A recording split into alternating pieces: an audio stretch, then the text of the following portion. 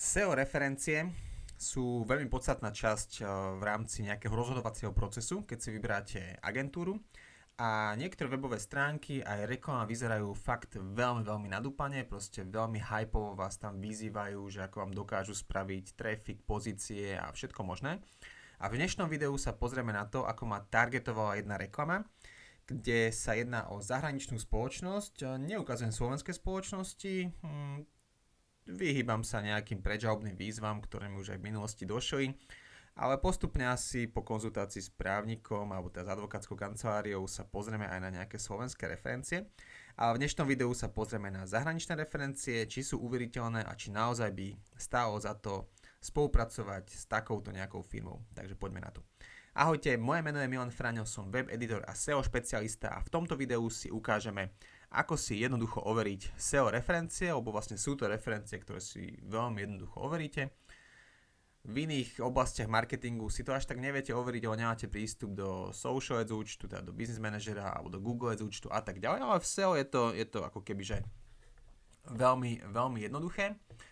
A tuto je nejaká stránka, kde človek ako keby tvrdí, že bez problémov zvyšuje trafiky a ľudia sú s tým spokojní a všetko ďalšie. Samozrejme vyzerá to ako klasická funelová stránka, kde máte kopec neuveriteľných referencií. A ja som si pootváral teda tie referencie. Veľmi skratke, tých referencií je tu viacej. A ten zoznam je strašne dlhý, to znamená, že naozaj doskrovať sa nakoniec je až niekedy nereálne, ale ja som to spravil a pozrel som si tie referencie a neuhádnete, ale viackrát sa opakujú tie isté mená, to znamená tá istá referencia, asi aby to vyzeralo viacej alebo na to zabudol ten človek, tak sa opakuje viackrát. A ja som si aj pootváral ako keby tie referencie a pozrieme sa v tých referenciách, že ako to vyzerá. Jedna z tých referencií je vlastne táto, dokonca to je nejaká tá aj úvodná, ktorá je niekde na vrchu stránky. A ja si rád overujem fakty. A jeden z tých faktov bol, že dokázal zdvihnúť o 300% ten organický trafik v veľmi konkurenčnom nišovom ako kebyže segmente. Samozrejme, ja som si pozrel tú stránku.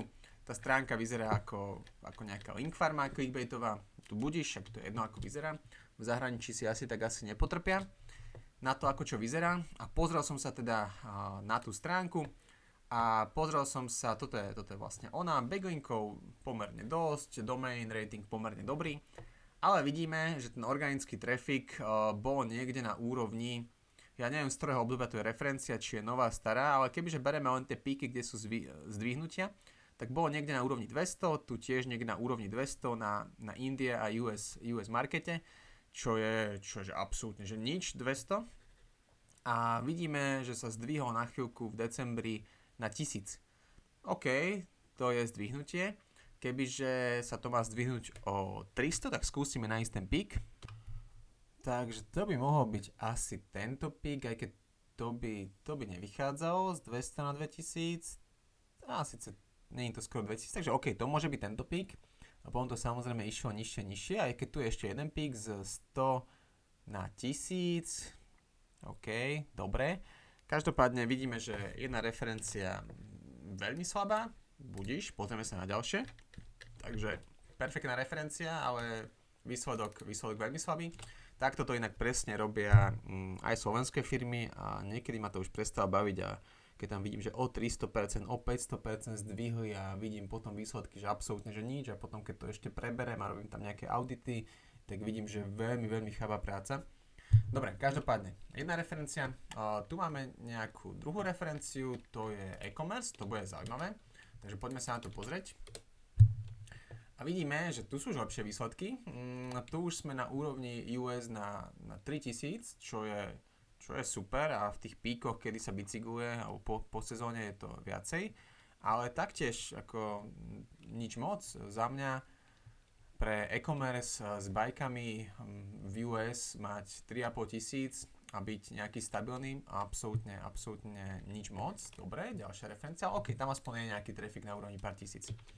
Tu máme ďalšiu referenciu a tu vidíme práve že 0. To znamená, že nevieme, kde bol ten pík, že či to bola referencia z 22 alebo z inokade, ale každopádne od tohto roka 24 proste sú na nule, takže super, gratulujem, dobrá práca. A to všetko vďaka tejto agentúre alebo tomu človeku. Tu máme nefunkčnú stránku, ale možno má iba vyblokované Slovensko, že sa mu to nezobrazuje, ale každopádne traffic 0, nikdy tam ani nebol nejaký poriadny, takže ďalšia super referencia. A tu máme nejaká Malaga Travel Guide, tak sa na to pozrime, to som celkom zvedavý, Travel Guide. A tu sú reálne výsledky, tu máme pre US a Spain, máme traffic niekde na úrovni 1600, absolútne tiež veľmi, veľmi slabé. A keď sa pozrieme na top pages, tak naozaj ako keby nič moc, ani pozície, ani traffic, veľmi slabá referencia. Ideme ďalej.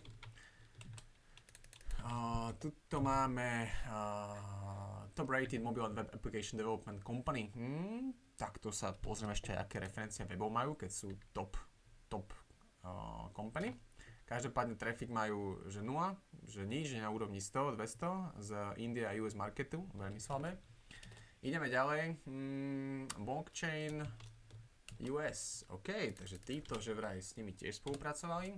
Blockchain US, ale asi zle spolupracovali, lebo traffic je 0. Máme tu masérov, čo je super, pre tých sme aj vyrobili viackrát aj web, aj kampane, je to veľmi dobrý segment, kde sa nám podarilo vybukovať na komplet tých masérov, ale vidíme, že taktiež traffic pre US market na úrovni 200 je veľmi slabá referencia,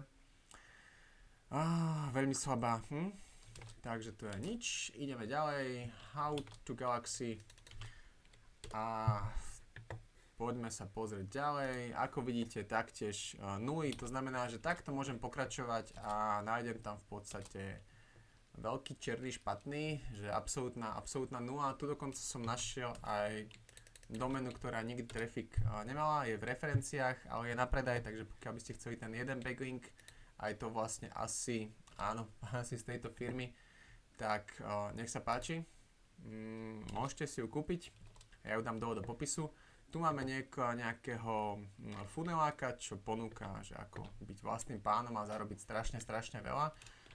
Väčšinou tí funeláci nemajú dobré výsledky v SEO, že tako, čo tam budete riešiť SEO, no a to vidíme, že tu je nejaký pík, OK, budíš v rámci možno korony alebo niečoho, kde to vystrelilo, ale potom to už klesá a pre US toto nie je dobrý výsledok. A tu som ešte narazil na jednu referenciu, nie je to anglická, je to slovenská.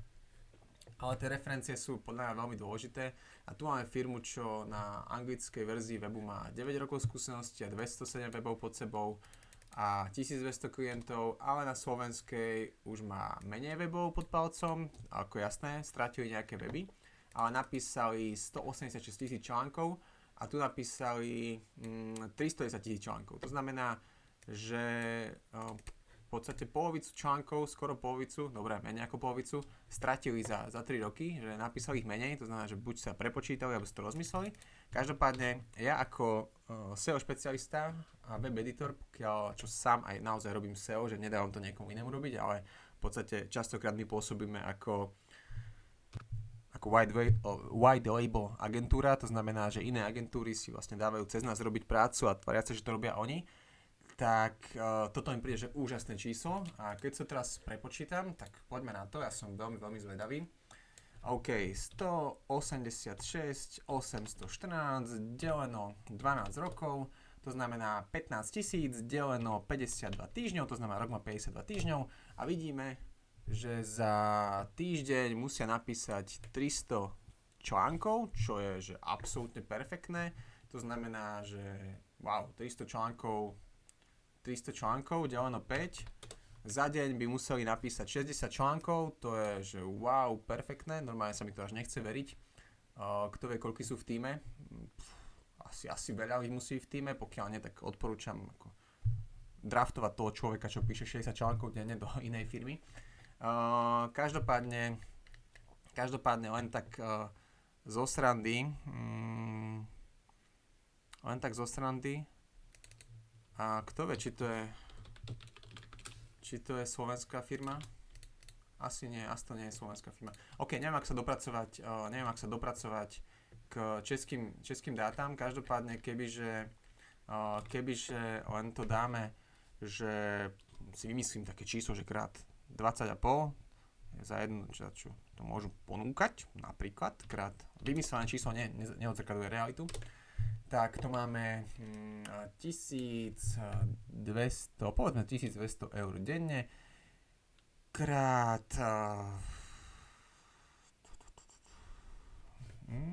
dajme si to inak 1806, 814, lebo nevieme koľko dní robia a tak ďalej, môžu robiť aj 7 dní, deleno 12, to znamená, to máme 15 000 krát 20,5,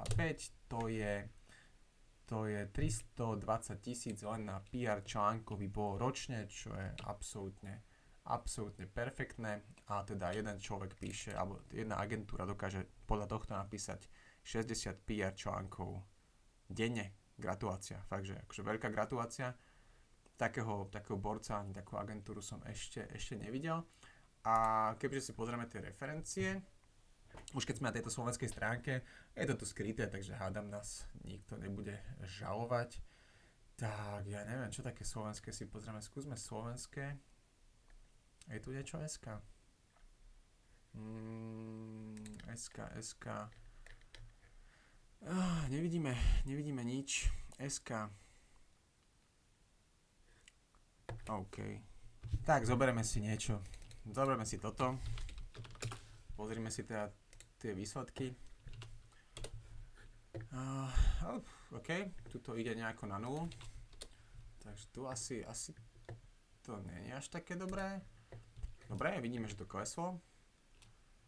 A poďme sa ešte pozrieť .com, ale to je asi po česky, že ako to vyzerá v tej referencii. Dobre, to sú nejaké proteíny, čo sú to výživové doplnky, a pozrieme si ho, to je celkom ako segment taký konkurenčný a vidíme, že tiež to nejako kleslo, to znamená, že nejako sa tomu nedarí. Dobre, každopádne toto je rýchle overenie alebo návod, ako si overiť referencie, ako s tým pracovať. A ja keď vidím nejakú referenciu, alebo teda vidím nejakého kvázi úvodzovka guru v SEO, tak mňa to zaujíma, lebo sa snažím ako keby naučiť niečo a ja mám celkom otvorenú myseľ, to znamená, ja sa rád učím od iných ľudí, bez ohľadu na to, že čo si o nich myslím a ako to vyzerá, ale v tomto prípade ako neviem sa naučiť nič, keď to chcem robiť poctivo, že až by som to nechcel robiť poctivo a len proste kecať o tom, ako viem všetko robiť a ako sa to mi darí a ako mám ťažko uveriteľné referencie, tak OK, to není problém, tu sa naučiť môžem, ale to robiť nechcem a kvôli tomu je dobre takto si overiť referencie a v ďalších videách si ukážeme aj nejaké slovenské firmy, aj české asi, lebo tiež tie referencie niekedy sú veľmi ťažko uveriteľné. Dobre, to je z mojej strany všetko, pokiaľ sa vám video páčilo, dajte like, dajte odber a vidíme sa pri ďalšom videu.